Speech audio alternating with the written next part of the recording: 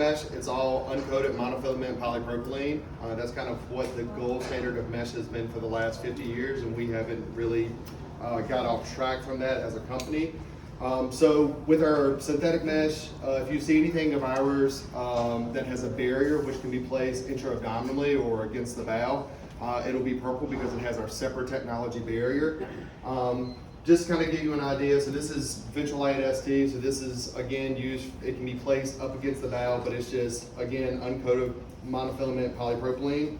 Vitreo ST is used for open procedures, so it's a pocketed mesh. It does have an absorbable ring, so it helps as far as memory.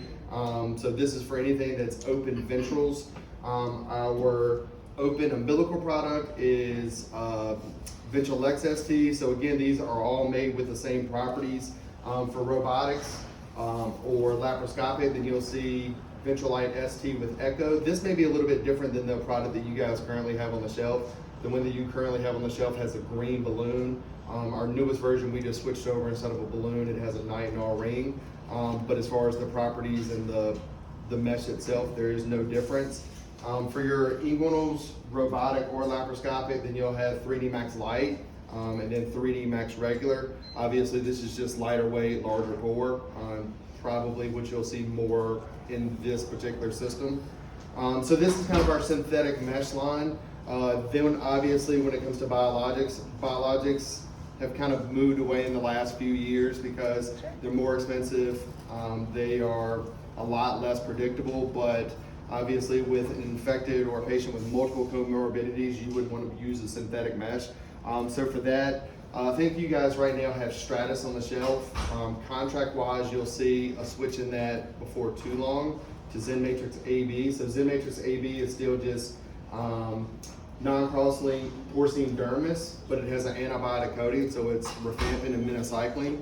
That coating is just there to protect the graft for the first 7 to 14 days. I will say though, with that, now you have kind of in the middle bioresorbables or hybrid meshes. This is an interesting market now because like Dr. Taylor said, you have a lot of patients that come in and say, well, hey, are you gonna put one of those mesh that's on TV? A lot of times you don't really know how a mesh is going to affect a patient, whether or not they're gonna have chronic pain for the rest of their life. You know, it's kind of a coin flip. We haven't really figured the whole physiology of behind it. But with that being said, we have Phasis ST. So Phasis ST is poly-4-hydroxybutyrate. It hangs right in the body 18 to 24 months. With Phasis ST, we have more data and the best data currently on the market for anything that's bioresorbable.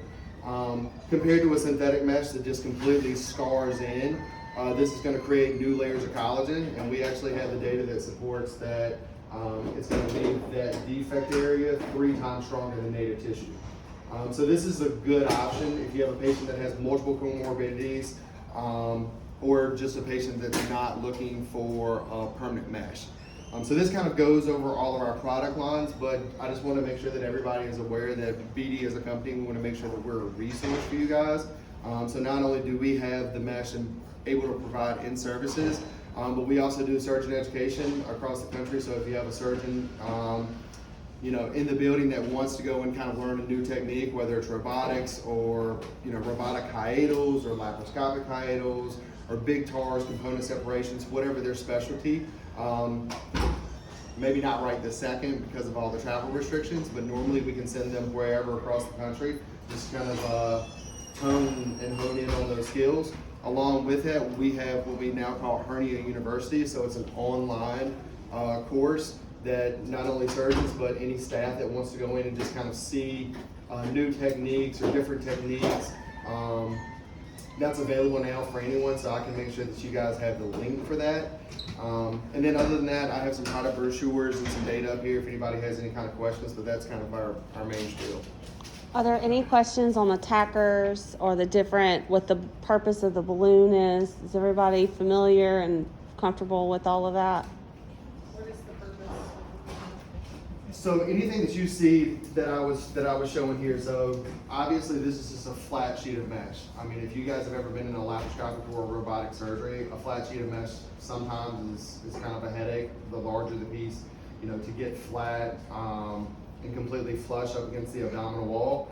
With the balloon, it just acts as a third hand to hold that in place. So again, anything that you see of ours that has a pocket or absorbable memory ring, that's more or less so there just to kind of provide efficiency and ease of use. So it expands it so you can, doesn't flop over. Correct, because again, in the past, if you were doing something intra-abdominally, then you would have to pre-place transfascial sutures. So obviously that takes time. You have to measure it out. Transfascial sutures equate to pain based on the data. So this kind of avoids all of that and just makes it easier and more time efficient. Any other questions? So, and I think again, that's one of the benefits of robotics, which is that you can, if you need to suture the mesh in place, you can suture it and not tack it. Tackers are a product, in my opinion, primarily for laparoscopic procedures. I mean, if you've got the wristing and technology to sew it in, there's less pain. Those tackers, usually they have some either corkscrew shape to them or penetrate, and so they end up causing a lot of pain. Some of them are permanent, the metal tackers and things like that. And so again, we have transitioned away from doing a lot of that. With the way that we repair a lot of these hernias, we're creating sort of a pocket. And so the data has also shown that there's not a whole lot of benefit in fixating mesh in those kind of pockets that we create. So if we're creating a retrorectus space or a preperitoneal space, kind of, I had a surgeon describe it like you're creating kind of a shirt pocket and you're going to put that mesh in there, and if that mesh, it's not going to be able to slide or move around very much. So tacking it down is not going to change it. You might tack it, top and bottom so it doesn't slide one way or the other, but I don't do a ton of that anymore unless you're to a point where you're intraperitoneal, again, you've just done everything you can, you can't get a space or something like that, and you have one of those coated meshes, then you can take and somehow secure it. Those tackers are what you can use, but with robotics, we typically stitch those in place. And on a patient's size, because we have such Tennessee pride, is the thickness of the mesh determined by the patient's size? Is that a factor? That's a great question.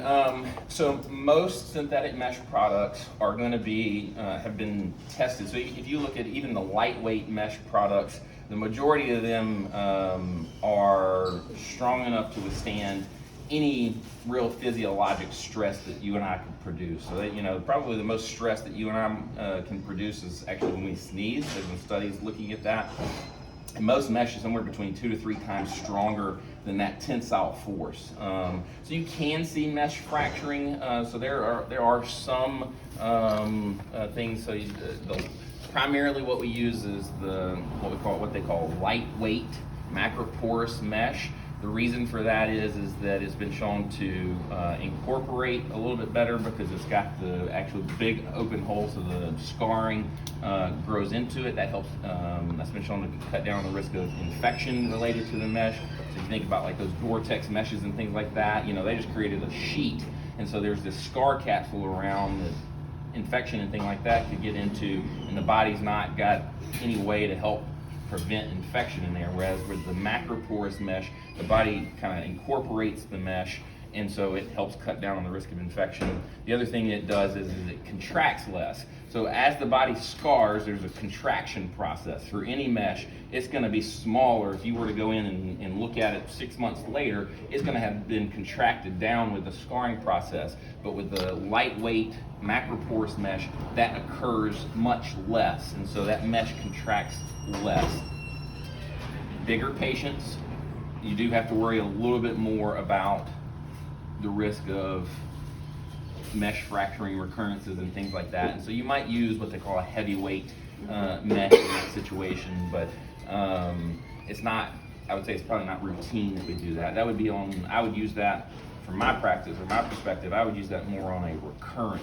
I wouldn't use that as a first option because again, I think if you're restoring the abdominal wall function, the muscles back to where they belong, you're really using that mesh as a reinforcement. It's not as your primary source of prevention of the hernia. And Dr. Taylor, if I could piggyback on that, so with that question, I completely agree with that. And like he was saying earlier, the main goal there is to make sure that you get fascial closure. But we also, as a company, suggest, just based on the IHC, that you get at least 5 centimeters of overlap. So, you know, if you have a 5 centimeter defect, to at least put in a 15 centimeter circle, and that's much more important in our opinion than the actual weight of the mesh, because like Dr. Taylor was saying, you know, mesh nowadays, other than there was a few meshes that came out a few years ago that were ultra lightweight, that had some fracturing issues. The products that are on the market right now, they're going to be plenty strong enough. So the key is just to make sure that you get adequate overlap.